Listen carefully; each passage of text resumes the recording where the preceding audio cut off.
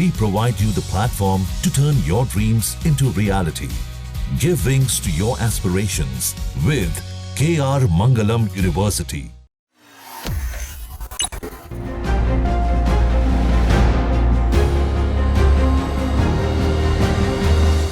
नमस्कार, between the lines with Neeru Ranjan में आपका स्वागत है।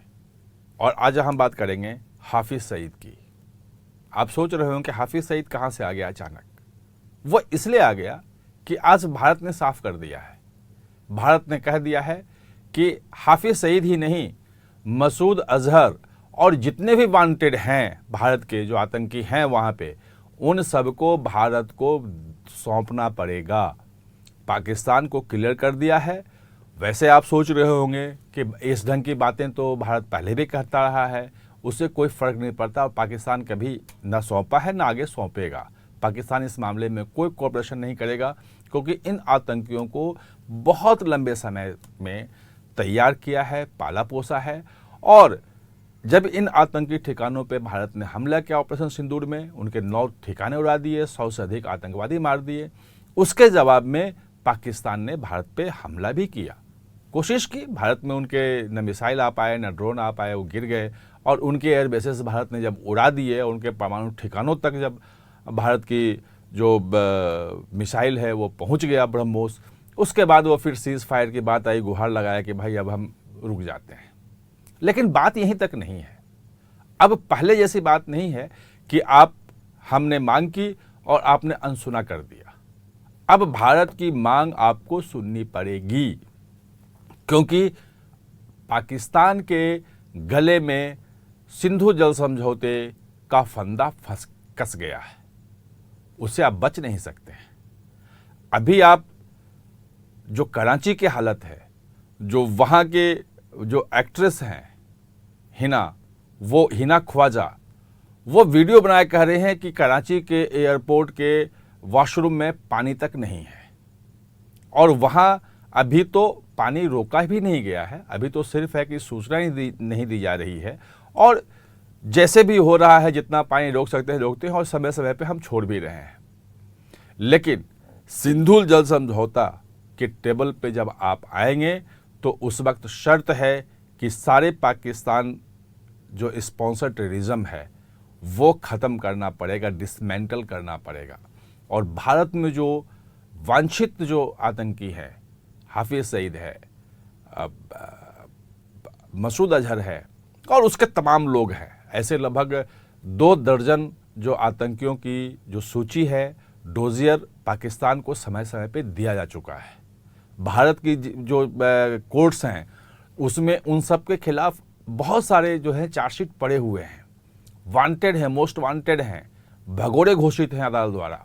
तो ऐसे आतंकियों को सौंपने के लिए भारत ने खुल के मांग की है और कहा है कि खून और पानी दोनों साथ नहीं बहेगा, टेररिज्म आपको ख़त्म करना पड़ेगा। और भारत में जो आतंकी हमले हुए हैं उसके जो दोषी हैं उसको वापस लौटाना पड़ेगा। बात यह है कि पाकिस्तान जब शुरू जब ख़त्म हुआ था सिंधु जल समझौते को, जब भारत ने कहा था कि हम एम्बियंस में डालते हैं, यानी कि निरस्त करते हैं, नए सिरे से करनी पड़ेगी इसको, तब आपको ध्यान होगा कि बिलावल भुट्टो का आया था कि या तो दरिया में खून बहेगा या पानी बहेगा, वो तमाम चीज़ें। लेकिन जब से ऑपरेशन सिंदूर हुआ है इस ढंग की बातें नहीं आ रही हैं। वहाँ के जो प्रधानमंत्री हैं वो शरीफ साहब, शहबाज शरीफ, उन्होंने कहा है कि भाई भारत को जो है बात करनी चाहिए और सिंधु जल समझौता जो है वो पानी देनी चाहिए। वो अपील कर रहे हैं, कोई धमकी नहीं आ रही है। और अभी बातचीत के लिए कोई मूव भी नहीं है कि भाई इंटरनेशनल कोर्ट में जाएं या वर्ल्ड बैंक ने समझौता किया था तो वहाँ जाएं। वैसे वर्ल्ड बैंक ने साफ कर दिया था कि हम सिर्फ मध्यस्थ थे, समझौता जो है वो भारत और पाकिस्तान को ही करना है। और भारत ने आज ये भी साफ कर दिया, फिर से कई बार कर चुका है, कि कोई तीसरा देश मध्यस्थ नहीं होगा। जो डोनाल्ड ट्रंप कह रहे थे कि भारत और पाकिस्तान के बीच में हम मध्यस्थता कराएंगे और तमाम मुद्दों पे बातचीत करवाएंगे, भारत ने कहा कोई मध्यस्थता कहीं की जरूरत नहीं है, आमने सामने बैठो और बातचीत करो। और प्रधानमंत्री साहब बोल चुके हैं कि 1960 में जब सिंधु जल समझौता हुआ था तो उस वक्त मनमाने तरीके से, बहुत उदार हृदय से भारत ने पाकिस्तान को पानी दे दिया था।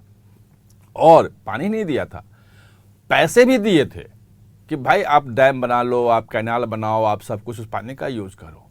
अब वो भारत नहीं है। आपने भारत की जो सदाशयता थी, उदारता थी, उसका गलत अर्थ समझा और आप टेररिज्म, आतंकवादी भेज करके 1000 कट्स ब्लीड जो थ्योरी थी कि इतने घाव देंगे कि खून बहता जाएगा कि धीरे धीरे भारत खत्म हो जाएगा, वो थ्योरी अब छोड़नी पड़ेगी।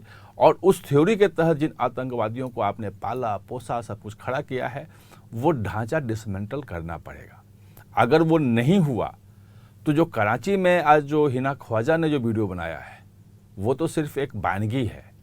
अगर पानी आपका कम हुआ और भारत ने जिस ढंग से 2-3 साल में तमाम डैम और कैनाल बनाने के जो तैयारी कर रखी है, तो पाकिस्तान को अगर पानी नहीं मिला तो फिर सिंध और पंजाब दोनों खत्म हो जाएंगे और दोनों की खेती जो है क्या हालत होगी आप समझ सकते हैं। और सिंध ज़्यादा प्रभावित होगा, कराची सिंध में है, क्योंकि पंजाब का इलाका जो है वहाँ पे जो जितने जनरल्स हैं वो उन्होंने सबके वो कैनाल बना लिए हैं, वहाँ सिंचाई की पूरी व्यवस्था हो गई है, सारा पानी रोक रहे हैं।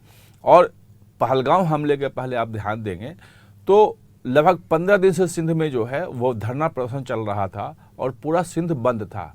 वो इसलिए बंद था कि पंजाब प्रोविंस में नया कैनाल बनाया जा रहा था, क्योंकि आर्मी के जनरलों को कुछ नई ज़मीन दी गई थी और वहाँ पे पानी पहुँचाया जाना था। तो सिंध का कहना था कि बिना पानी के हम सिंध खत्म हो जाएगा, वहाँ तो खेती भी नहीं होगी, कुछ भी नहीं होगी। और पूरा पाकिस्तान जो है वो 80% जो है वो इसी सिंधु नदी का, जो अलग अलग नदियों का जो पानी है, उसी पे वहाँ पे खेती निर्भर करती है।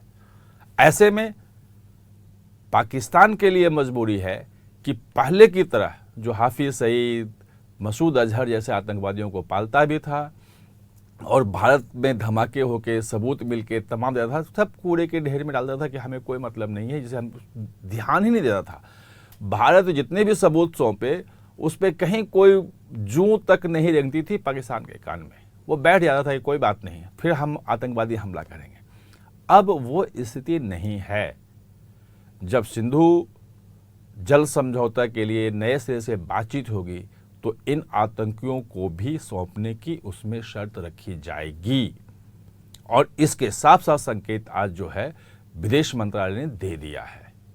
देखना यह है कि पाकिस्तान आतंकियों को सौंपता है और पानी लेता है या बिना पानी के मरता है, क्या स्थिति होगी ये देखना भी होगा। आप हमारे साथ चर्चा में जुड़े, इसके लिए बहुत बहुत धन्यवाद।